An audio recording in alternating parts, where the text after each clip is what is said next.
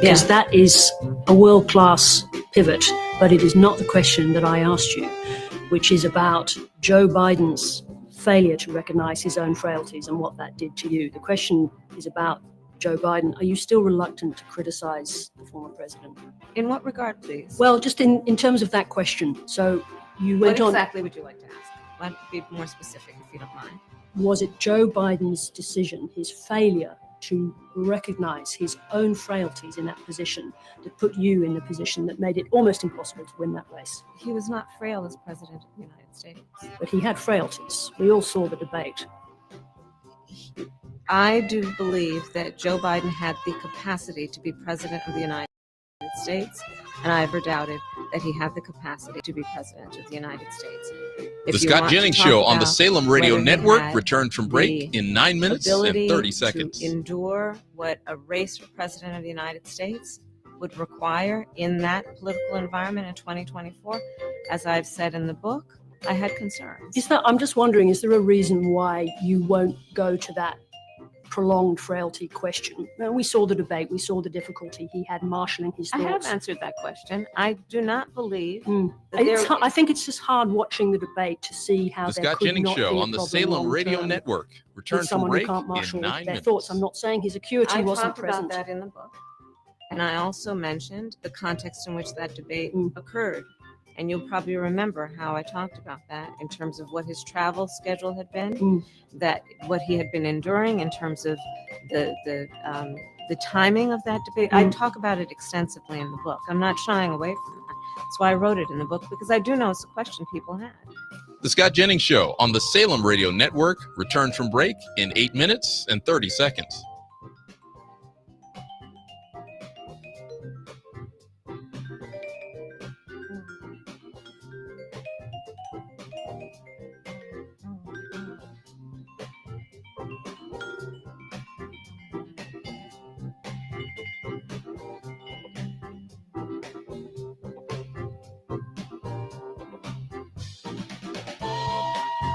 The Scott Jennings Show on the Salem Radio Network returns from break in 8 minutes.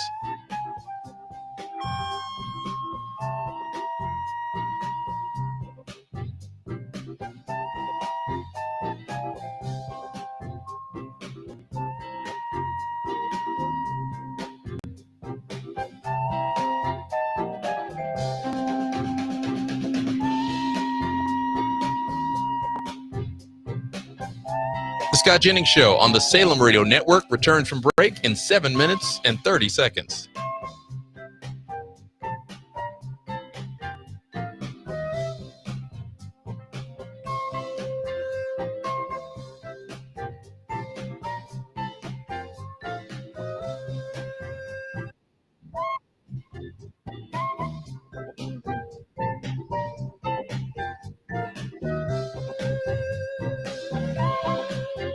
The Scott Jennings Show on the Salem Radio Network will return from break in 7 minutes.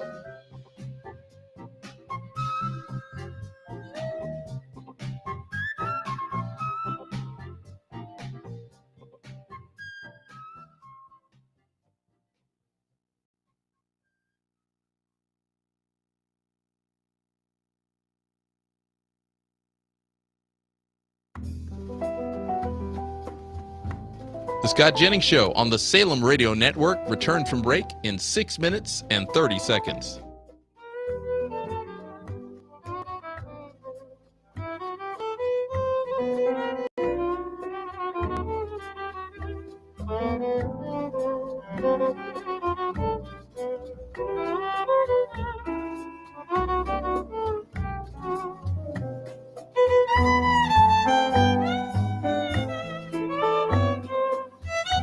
The Scott Jennings Show on the Salem Radio Network returns from break in 6 minutes.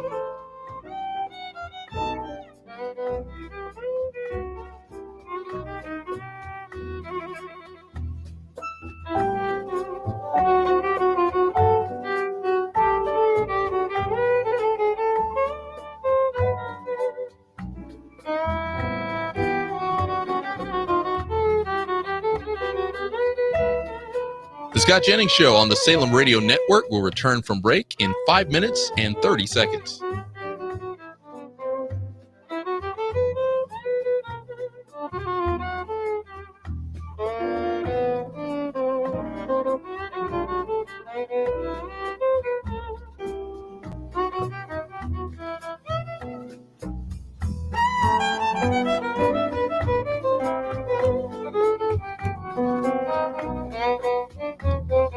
The Scott Jennings Show on the Salem Radio Network will return from break in 5 minutes.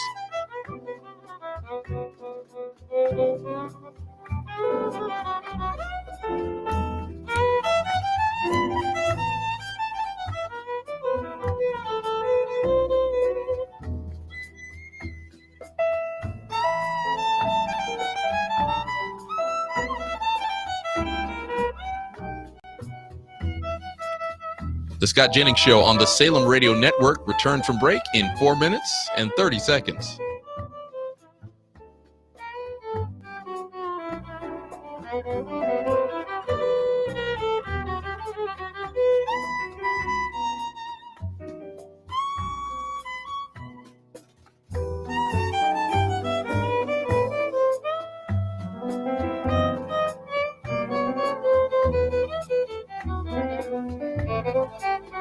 The Scott Jennings Show on the Salem Radio Network will return from break in 4 minutes.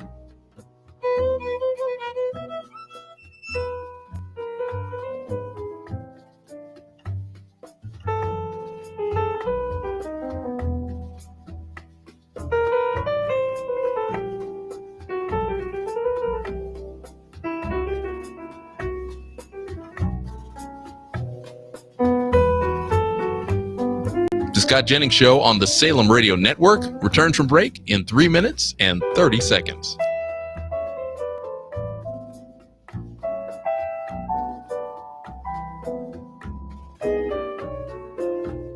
Hey, Sean, I'm adding a late clip. It's Fetterman. I'm sending it right now. Okay.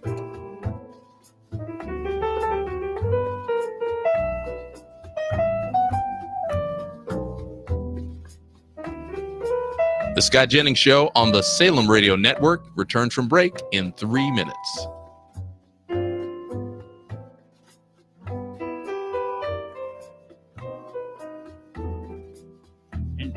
And Sean, I'm going to play it, so it's going to come between O'Brien and Duffy. Okay.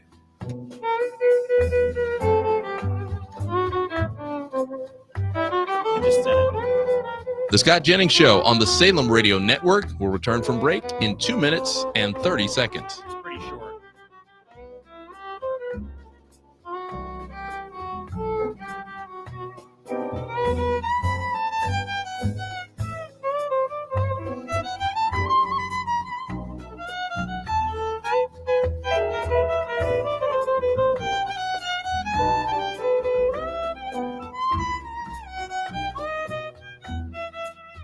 The Scott Jennings Show on the Salem Radio Network will return from break in 2 minutes.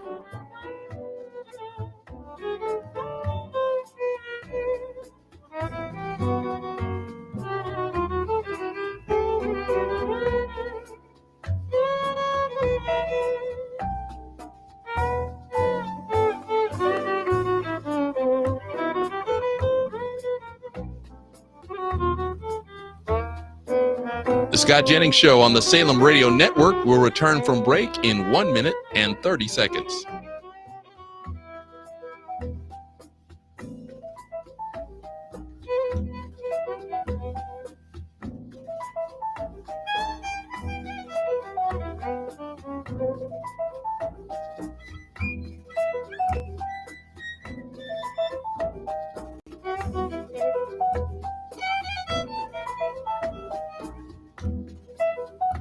The Scott Jennings Show on the Salem Radio Network will return in 1 minute.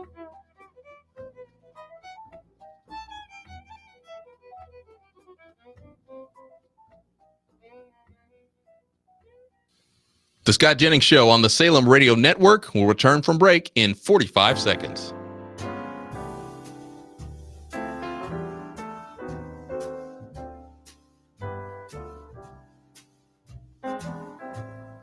The Scott Jennings Show on the Salem Radio Network will return from break in 30 seconds.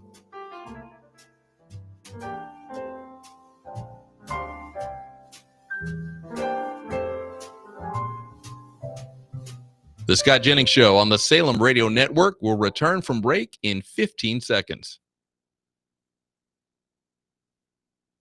The Scott Jennings Show on the Salem Radio Network will return from break in 5 seconds.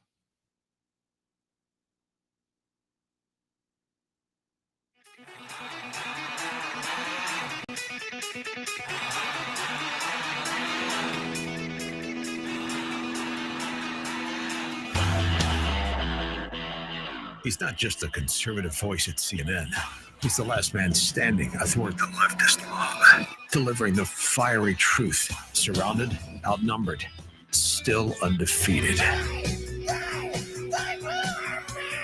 Fighting for free speech, Western civilization, and delivering common sense for the American people. Ladies and gentlemen, here's Scott Jennings. Okay, it's Friday, October the 31st. Happy Halloween to all our listeners out there, to Common Sense for the American People. It is Scott Jennings on the Salem Radio Network. You can always stream this show at scottjenningsshow.com. I encourage you to do it sometime. You'll see things on there that you can click on, like the Child Help banner at the top of the screen. That would be a good thing to do today. You can also listen to this show in podcast form.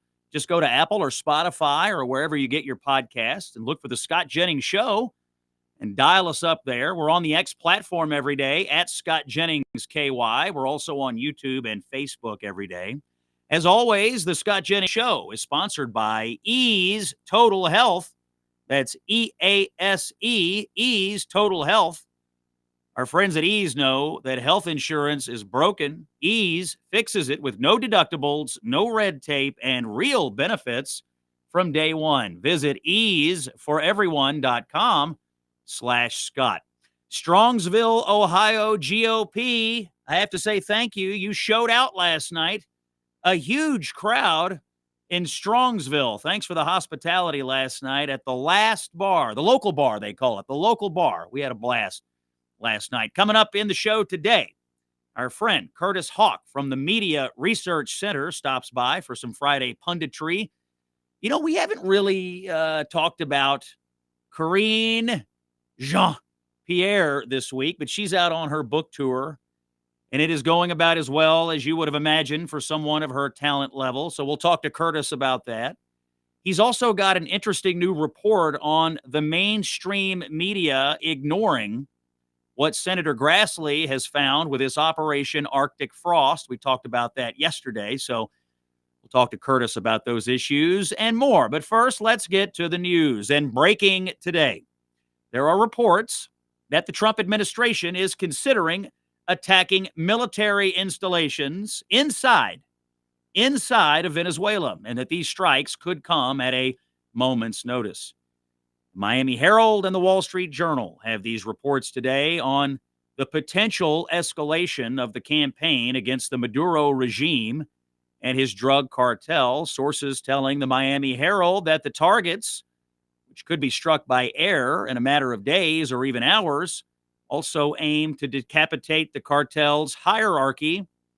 The U.S. says that Maduro's cartel exports around 500 tons of cocaine every year. Now, the Trump administration has been steadily deploying military assets to the area and blowing drug-laden narco-terrorist boats out of the water. We'll see what happens next, but I will also tell you that in the last few minutes, President Trump, aboard Air Force One heading to Florida, was asked about these reports, and he denied that attacking Venezuelan military targets inside Venezuela is imminent. Again, we'll keep an eye on this developing situation. This is the Scott Jennings Show on the Salem Radio Network. You know, under the Obama and Biden administrations, those regulators, naughty, they were pressuring banks to close accounts for industries and individuals they didn't like. You know what they called it? Debanking, politically motivated debanking. And it trampled on the freedoms of American businesses and American citizens. It put the government in the business of punishing people it disagreed with. They did it to the Trump family. But thankfully, President Trump is taking decisive action to stop it. He's issued an executive order calling out these regulators who abuse their power. But we need lasting reform. And that's why I'm delivering this message for our friends at Americans for Free Markets. They thank President Trump for standing up for freedom, and they are urging Congress to follow suit. Together, if Congress codifies this executive order, they will establish a national fair access standard to prevent services from being denied based on political, social, or religious views. To protect the financial freedom of every American, Congress simply must act and build on President Trump's leadership. If you would like to add your voice to this coalition to stop this practice of debanking, we make it easy for you. Here's the website, forfreemarkets.org. That's FOR, freemarkets.org. Let's stop debanking once and for all. Back in Washington, a frustrated President Trump has called on Senate Majority Leader John Thune to eliminate the filibuster in the Senate. That's the rule that requires 60 votes to do most anything in the upper chamber, and it is at the heart of the government shutdown situation. Republicans currently have 53 members, which is not 60. If you're moderately good at math, you know that. President Trump wants the Senate Republicans to do this now. In fact, he wanted them to do it in his first term, but they refused, and I suspect they will refuse again, well, because it's a bad idea. Here's House Speaker Mike Johnson reminding us what Democrats have promised to do if they had power and they themselves eliminated the filibuster. But the filibuster has traditionally been viewed as a very important safeguard. If the shoe was on the other foot, I don't think our team would like it. The Democrats, look, they've said what they would do. They would pack the Supreme Court. They would make Puerto Rico and D.C. states. They would ban firearms. They would do all sorts of things that would be very harmful for the country. And the safeguard in the Senate has always been the filibuster. Senate Democrats have been wishy-washy on this. When Trump was in, they wanted to preserve the filibuster. When Biden was in, they changed their minds and wanted to do away with it.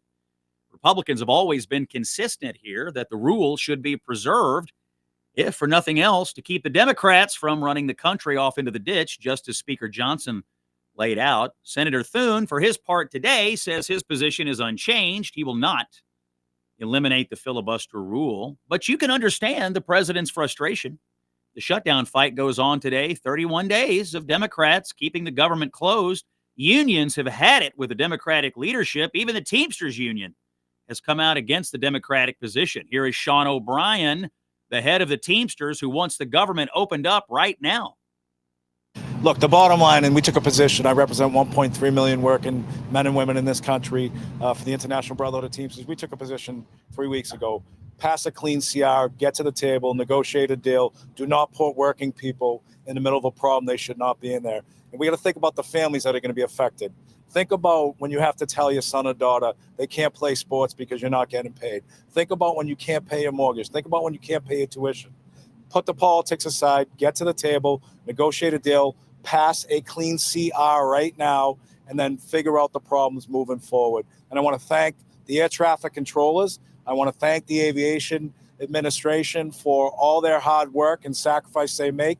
And look, security and safety of the airlines is paramount. Let's not compromise the safety and security. Pass a clean CR. Thank you. That's the head of the Teamsters Union. And earlier this week, the largest union representing government workers demanded the same for Democrats to pass a clean CR. Will they listen? Now, there's some indication that there's pressure and tension mounting inside the Democratic cloakroom. Because of this Democratic shutdown, SNAP benefits are set to expire tomorrow. A federal judge will rule today on whether the Trump administration must continue to fund food stamps, even though the government is shut down in Democratic hands. Let's listen to John Fetterman, the new senator from Pennsylvania, a Democrat. He's frustrated, too. When I'm back in Western Pennsylvania, I'm absolutely going to encounter people that are depending on SNAP. And if they ask me, it's like, this is an empty card. I've got 3 kids to feed. Why? What? I don't have an answer other than, we failed. We have failed. And it's like, that is like, that's appalling. That's appalling. If you want to do something about it, here's Chuck Schumer's phone number, 202-224-6542. It's the Scott Jennings Show here on the Salem Radio Network. A word from our friends at Relief Factor. Now, you've seen the Relief Factor commercials where someone says to his spouse regarding his pain, "You don't understand. It's gone." Well, Sharon told us that's exactly how she's feeling. She says, quote, "Relief Factor has helped me so much, I plan on taking it for the rest of my life. I am a walking testimonial." We get all these letters from Relief Factor customers. They're all happy, I can tell you that. We're happy in the Jennings household. I'll be honest, I didn't know much about Relief Factor. We started using it when we started doing this show. They're a great sponsor of the show and of the Salem Network, and I am so impressed with the product, with the company, with the people, with the mission, and I think you will be as well. If pain is holding you back, here's what you do. Visit relieffactor.com or call 1-800-4RELIEF. That's 1-800, the number 4-RELIEF, or go to relieffactor.com. They have the 3-week quick start. I think if you do that, you won't look back. You'll go much, much longer than 3 weeks. Try it out, folks. Relief Factor. When we come back, we'll be joined by our friend Curtis Hawk from the Media Research Center. We'll kick around the news of the week. It's Common Sense for the American people. Scott Jennings is with you here on the Salem Radio Network.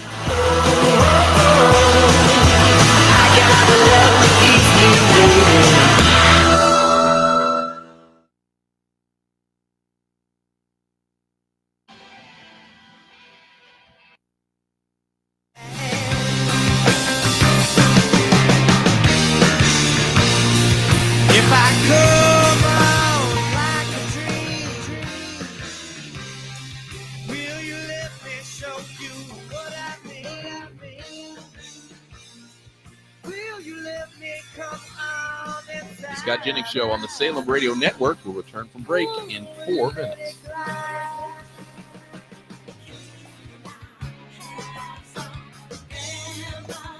All I want is a remedy for all of the things that are me. Ooh, I will take a look. Please. The Scott Jennings Show on the Salem Radio Network returns from break in 3 minutes and 30 seconds.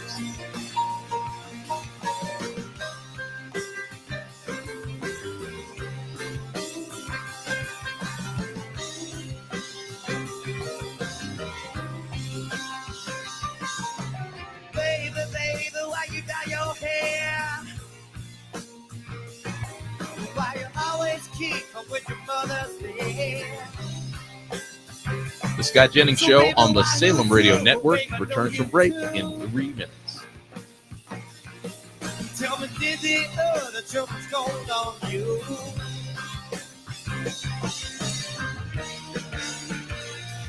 If I come on like a dream, ooh, will you let me show you what I mean? Will you let me come? The Scott Jennings Show on the Salem Radio Network will return from break in 2 minutes and 30 seconds.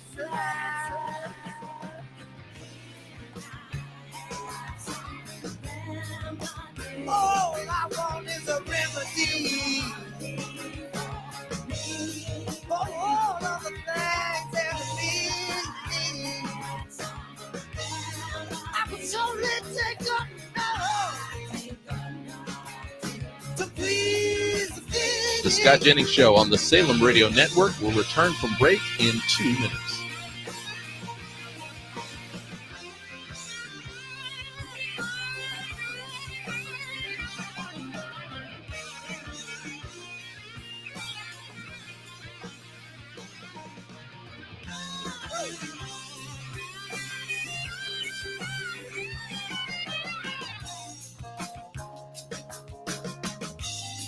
The Scott Jennings Show on the Salem Radio Network will return from break in 1 minute and 30 seconds.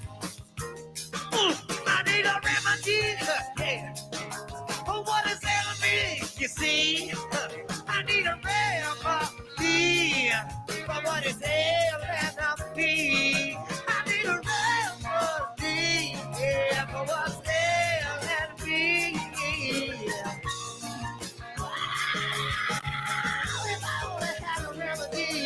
The Scott Jennings Show on the Salem Radio Network will return in 1 minute.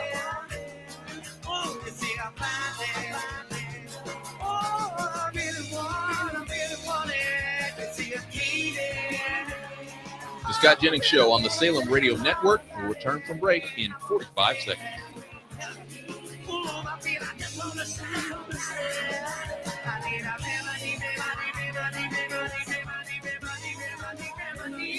The Scott Jennings Show on the Salem Radio Network will return from break in 30 seconds.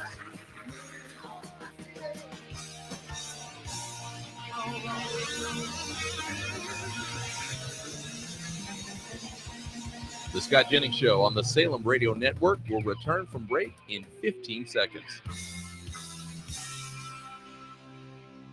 The Scott Jennings Show on the Salem Radio Network will return from break in 5 seconds.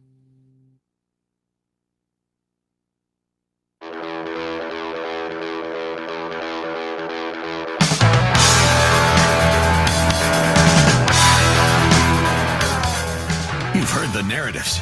Now get the truth. It's the Scott Jennings Show.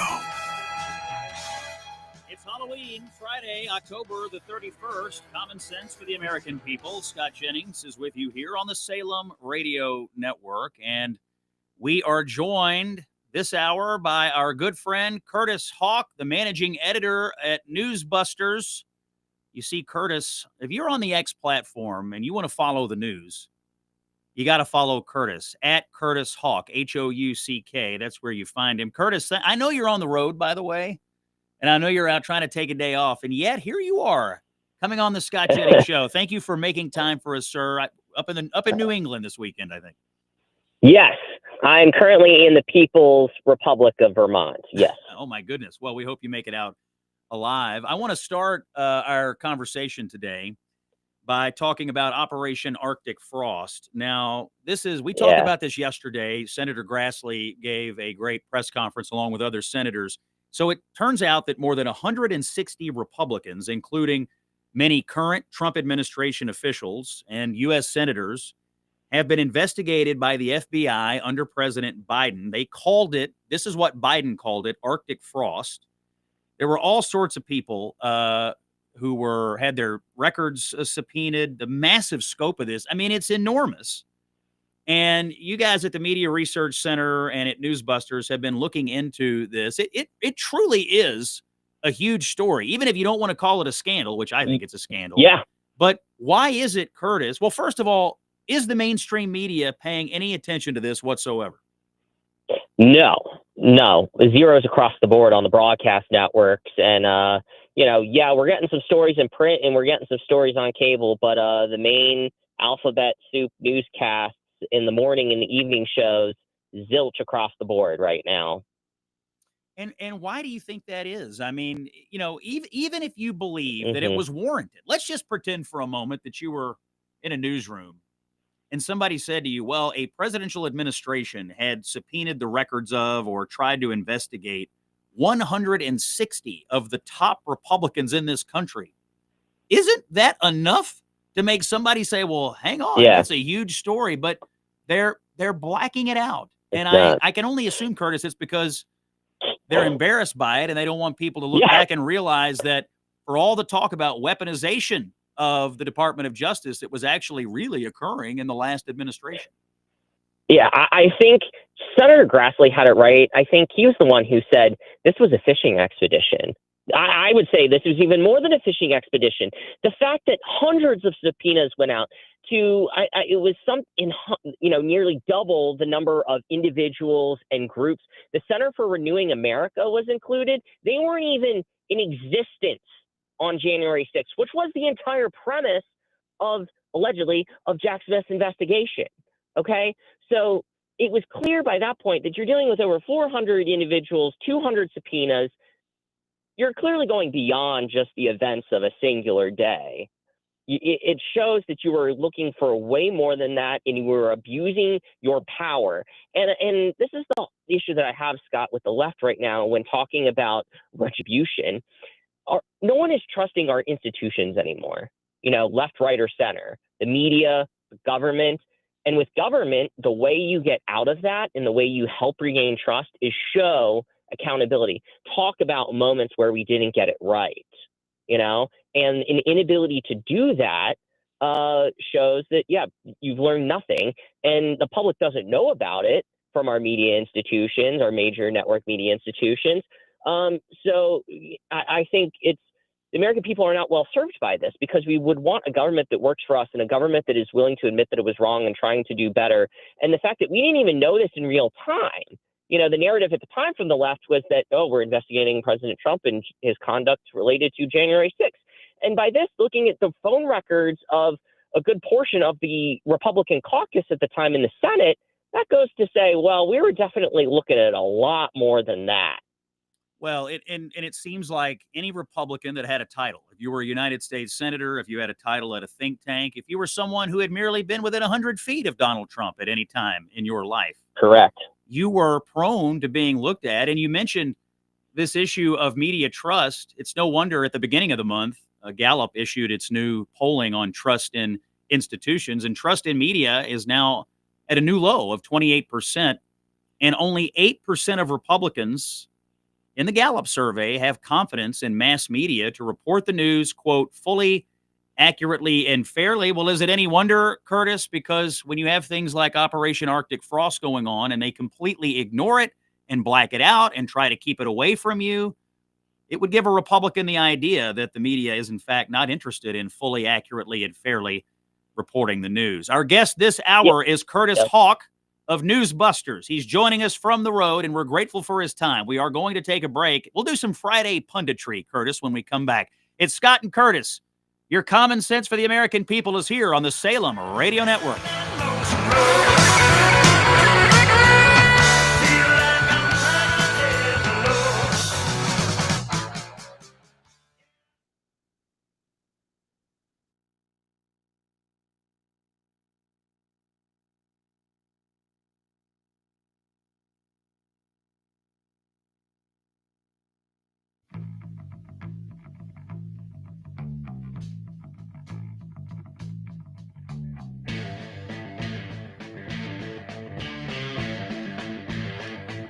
The Scott Jennings Show on the Salem Radio Network will return from break in 5 minutes.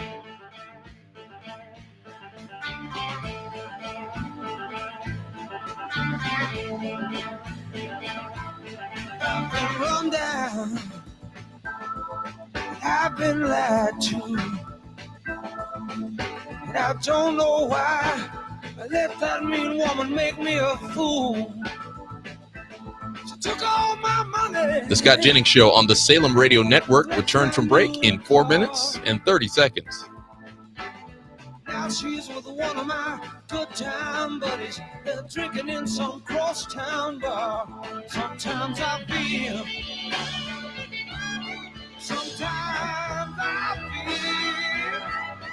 like I've been tied to the whipping post. Tied to the whipping post. The Scott Jennings Show on the Salem Radio Network will return from break in 4 minutes. I feel like I'm dying.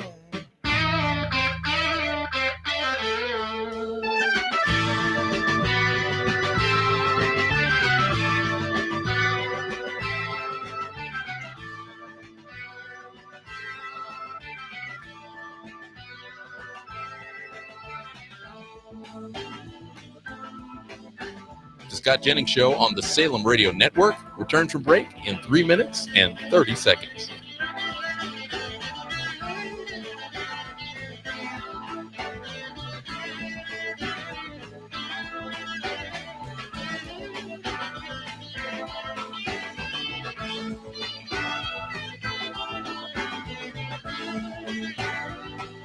My friends tell me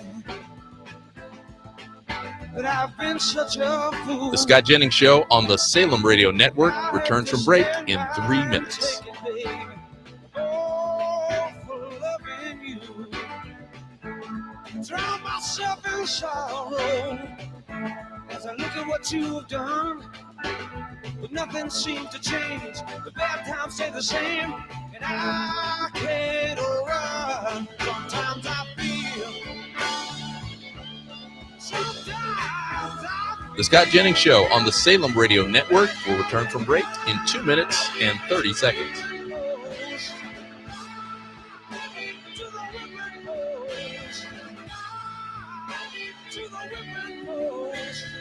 Good Lord, I feel like I'm dying.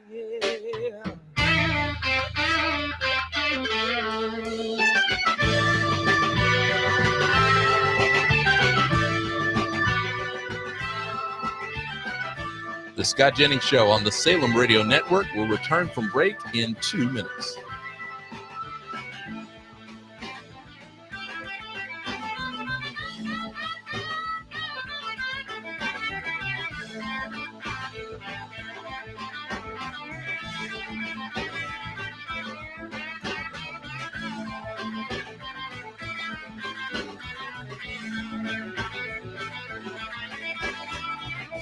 Scott Jennings Show on the Salem Radio Network will return from break in 1 minute and 30 seconds.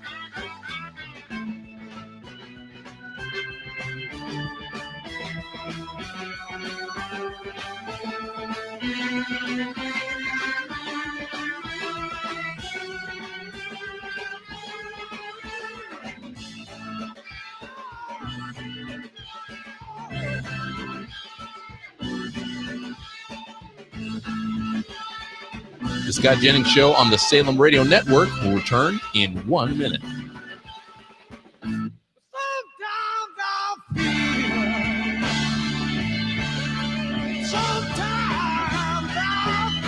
The Scott Jennings Show on the Salem Radio Network will return from break in 45 seconds.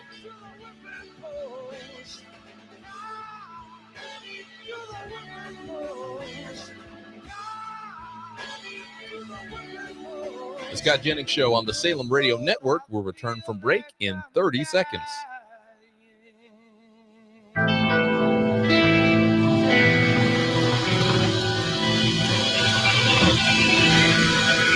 The Scott Jennings Show on the Salem Radio Network will return from break in 15 seconds. The Scott Jennings Show on the Salem Radio Network will return from break in 5 seconds.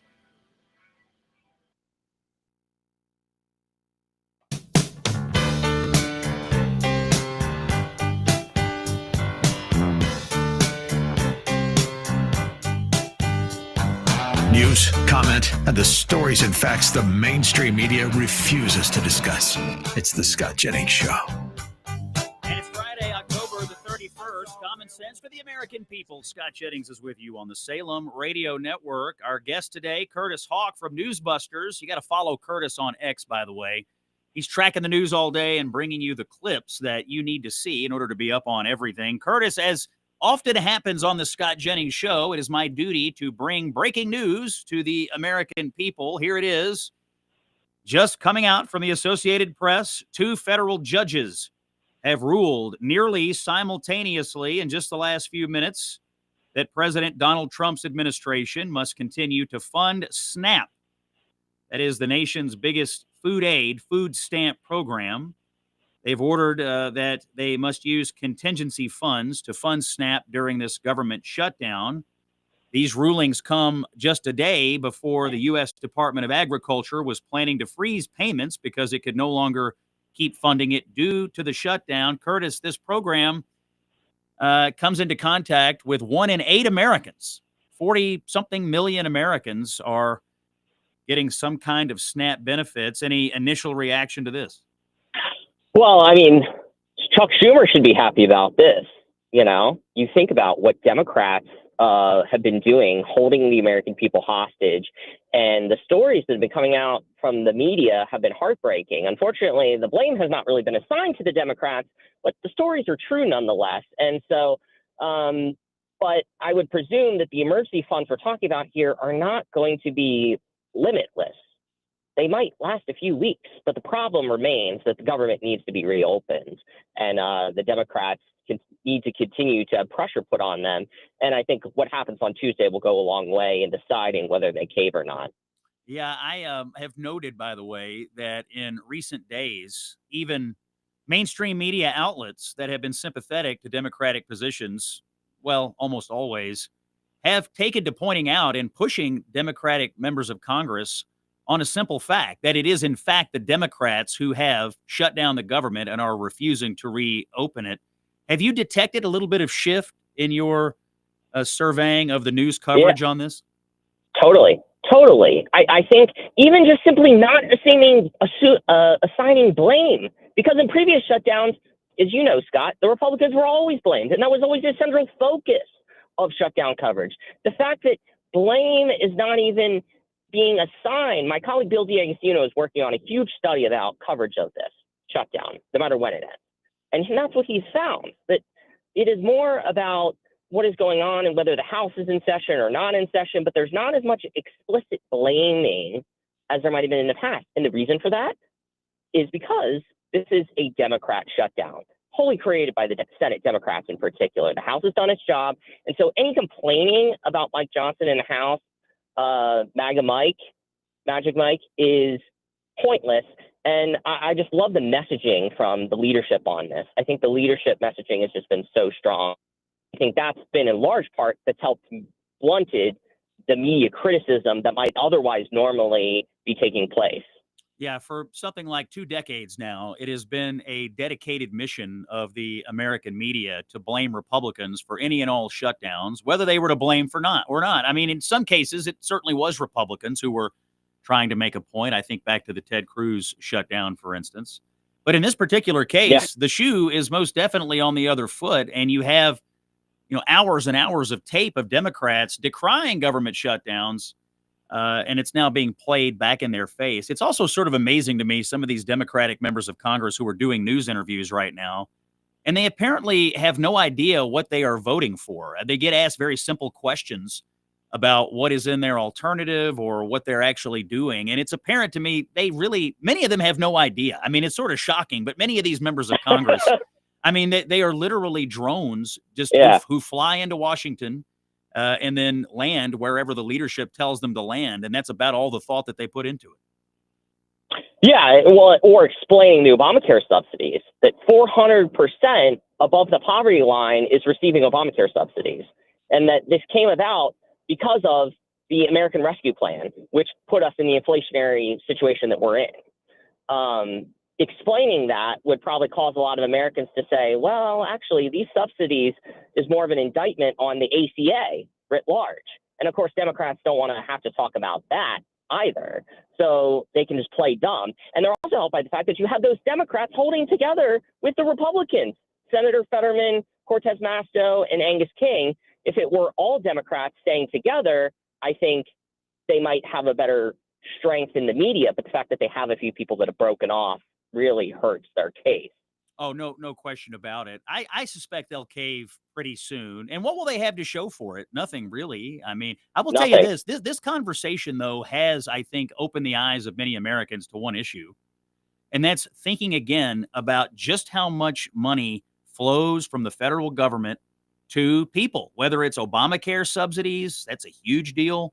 That, as you pointed out, was passed by the Democrats during COVID. Or whether it's on this SNAP conversation, 1 in 8 people, 43 million Americans on SNAP. I mean, effectively what you're doing is you're asking working class Americans to pay for their own food and pay for the food of 43 million people. Now, I'm not disputing that there are people who definitely need it and desperately need it, but I do think it has launched a conversation and having us rethink, frankly, the welfare state in general. I mean, that's just it. We're in a welfare state, and how big should it be, and how big can we sustain for a long period of time? The vice president had it right at the beginning of the shutdown when he talked about these programs were meant for people like he and his mom growing up. But it has grown way beyond that into something where it's created such a culture of dependency and has trapped people. And I've seen in the interviews, people have said food stamps aren't enough. That the inflation that we've seen over the last 4 years has already made it worse. So you've gone from barely being able to make it or kind of sort of struggling to now really struggling. And neither one is good. So I think you're exactly right that we have to have a wider conversation about this as well. But, obviously it's not just about SNAP, it's well about air traffic control workers, members of our military. I thought the press conference yesterday with the airline CEOs was terrific because the stakes as we get into the holidays is going to really turn the screws to Democrats. And I think you and I are right that they'll probably cave soon, in part because of that. The holidays are coming up, and you don't want to be in that situation. It's only going to get worse for Democrats. And then that's just many more months closer to the midterms, and voters will be remembering those kinds of things about what Democrats have put them through. Curtis, I don't want to let all of our time get away before we discuss one of our mutually favorite topics, and that is the ongoing professional plight of Karine Jean-Pierre, the former White House press secretary under Joe Biden. She is back in the news, and you've been tracking Karine. She's on a book tour. She has this book out. Yeah. And I think it is fair to say that there has not been a political figure in recent memory who has been on such a disastrous book tour or media tour as what Karine is on right now. What do you make of Karine's attempted comeback? What do you make of her book? And What do you make of the Democrats who have finally said out loud what we were all thinking all this time, which is, how in the world did this talentless hack ever get this big job in the first place? Right. This should be studied, Scott, in PR classes, about how not to go about your job. I read it, 172 pages, already flimsy. It was vapid. It was empty. It meandered. There were factual errors. She claimed Mitt Romney debated Joe Biden in 2012. She referred to ICE as INS, a previous acronym. There's just all kinds of errors. You would think this book was written by ChatGPT, but it's an insult to ChatGPT to say that. She starts one argument and then she leaves it by the wayside and then comes back to it a few pages later. It is just so meandering and desperate. And the reason she's loyal to Joe Biden and all of this, I think, Scott, is because she realizes that she will never have it as good as she had it with Joe Biden, and that no future Democrat president would ever want anything to do with her. And her briefings were a daily battle with the English language. So, yes, I'm glad all these other Democrats are coming out and saying she was terrible, but you guys could have tried to say something at the time, or they're agreeing with her or disagreeing with her about the president's mental acuity. Well, you guys could have said something then at the time. So again, it's all this sort of Monday morning quarterbacking and acts of cowardice. But her book, my goodness, it was a trip.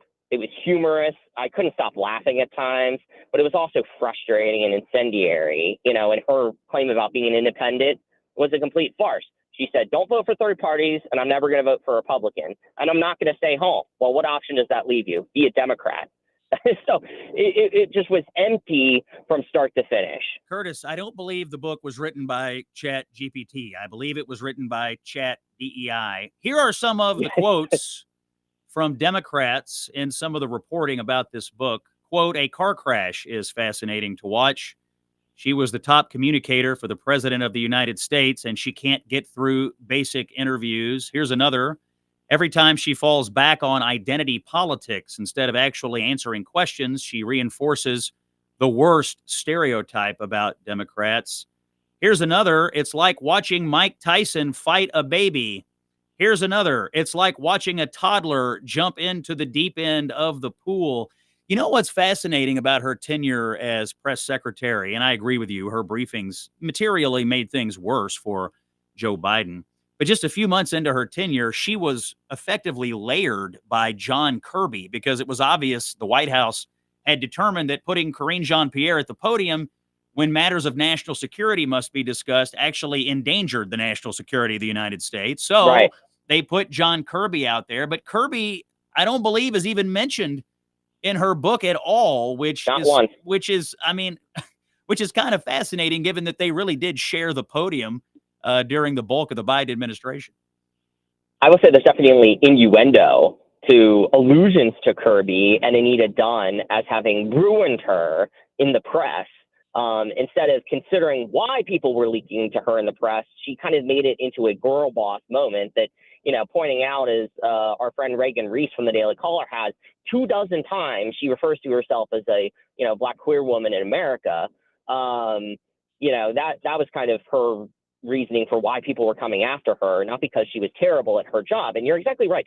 John Kirby, you could tell, I've been watching press briefings since the last year of the Obama administration, and she did not have the respect of the press corps. I could tell, but when John Kirby was there, reporters may not have liked his answer, but they respected him. He gave you an answer. They respected Kirby. He gave them an answer. He was credible. He knew what he was doing. He knew what he was talking about. And they knew she was incredible, and they said nothing. It can all be told now in the aftermath, but you're right. Kirby was credible. Curtis, hang on.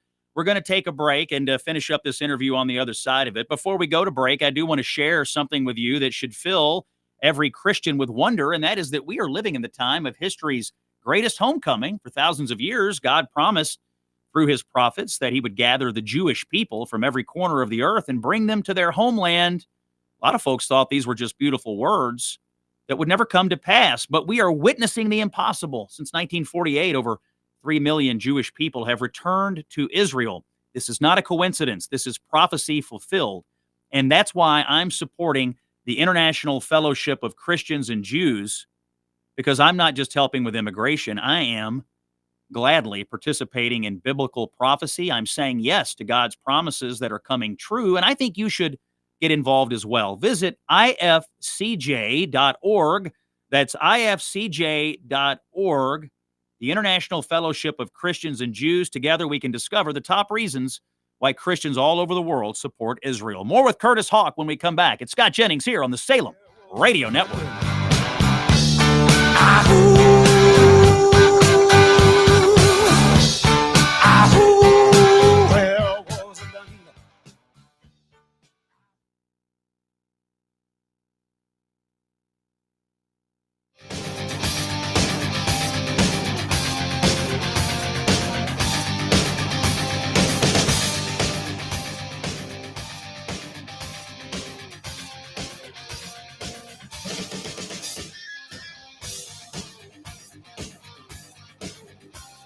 The Scott Jennings Show on the Salem Radio Network returns from break in 3 minutes.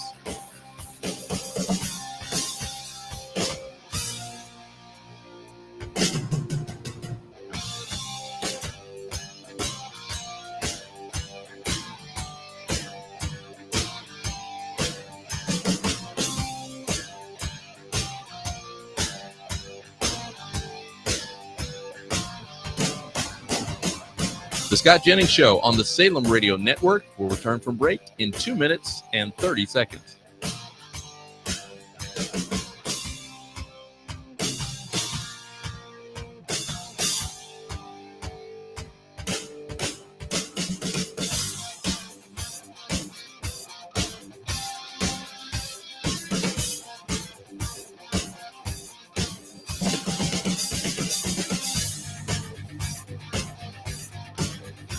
The Scott Jennings Show on the Salem Radio Network will return from break in 2 minutes.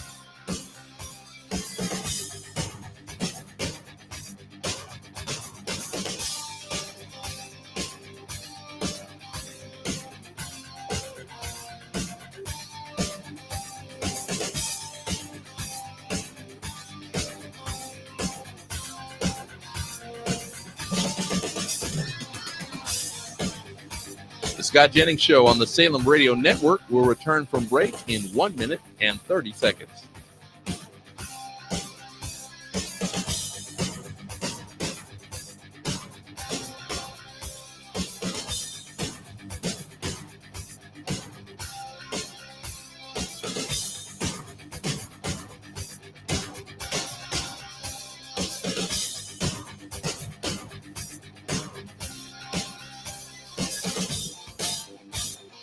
The Scott Jennings Show on the Salem Radio Network will return in 1 minute.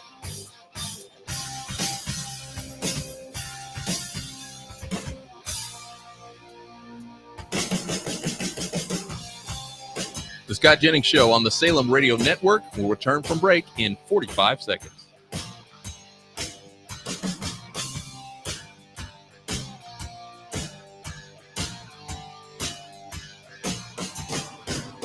The Scott Jennings Show on the Salem Radio Network will return from break in 30 seconds.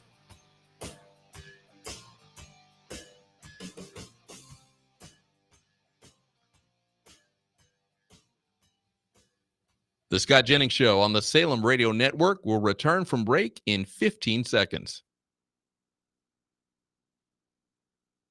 The Scott Jennings Show on the Salem Radio Network will return from break in 5 seconds.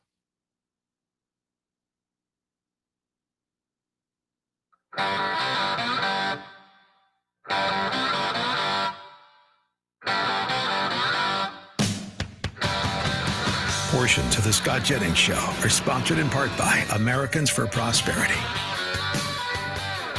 It's Friday, October the 31st. Scott Jennings is here on the Salem Radio Network. We've got Curtis Hawk on the line, and I'll get back to you, Curtis, in just a moment. But first, I want to talk to my listeners about an important issue, and I want to keep it really simple. I am partnering with an organization called Child Help because I care deeply as a father and as an American about the scourge of child abuse in this country. It is far too prevalent in our country. We have far too many children in harm's way, and it is our responsibility, all of our responsibility, to do something about it. And the vessel that I have chosen to work through is Child Help. What they do is they run a national Child Help, national child abuse hotline. A child who is in danger can get in touch with this hotline by calling it, by texting it, or by going on the internet and engaging in a chat. It's a hotline for children who are in crisis and in danger. But it takes money and resources to keep the hotline running.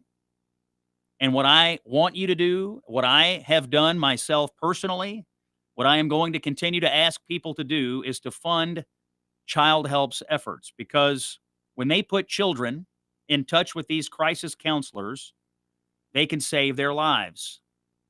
17-year-old Stephanie called the Child Help National Child Abuse Hotline one night. Her voice was shaking. She said her mother and grandmother were yelling at her, hitting her, even watching her undress. And then she whispered into the phone, "I don't want to be here anymore." Now, that night, a Child Help counselor stayed on the phone, listened, and cared for Stephanie and helped her make a plan to be safe. By the end of that call, Stephanie said, and I quote, "I'm really happy you answered. You really helped me." That is what Child Help does. It saves the lives of children who are in abusive situations. So here's what you are going to do. Pull out your phone right here and text to this number, 94878. 94878. That's the number you text to, and simply write in the message, Child Help, all one word, Child Help. When you text Child Help to 94878, you will get an immediate reply. You can click on the link, and then you can donate to help Child Help keep their hotline intact. We need this hotline. These children need this service. Your gift of $135 would sponsor 5 calls. That's 5 moments where a frightened, abused child could find hope instead of silence. It's Scott Jennings here on the Salem Radio Network. We're talking to Curtis Hawk today of Newsbusters. Curtis, thanks for taking time out of your road trip. I wanted to flag a story. I don't feel like this has gotten enough attention, but I wanted to flag it for you. A little bit of breaking news out of the Justice Department.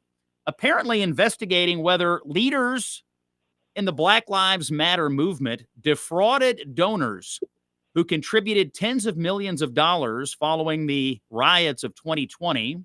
In recent weeks, federal law enforcement officials have issued subpoenas into the Black Lives Matter Global Network Foundation investigation. It's not clear whether criminal charges are forthcoming, but there's no doubt that a number of people who were involved in the post-George Floyd riot industrial complex absolutely did take money and spend it on their own behalf and wasted it and so on. This might be one of the biggest scams in modern American history, Curtis.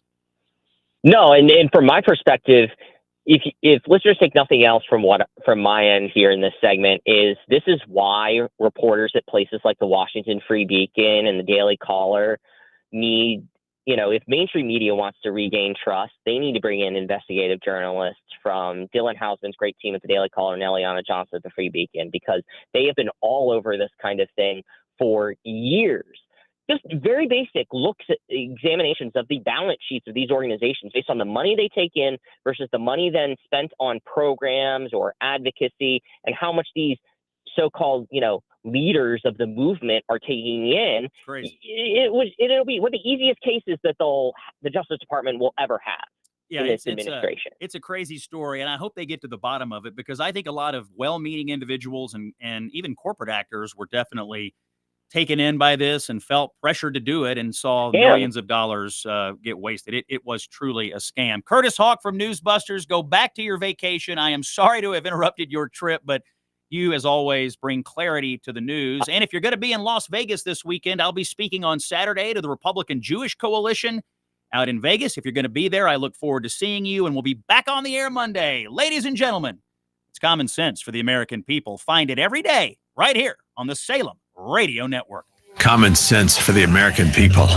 This is the Scott Jennings Show.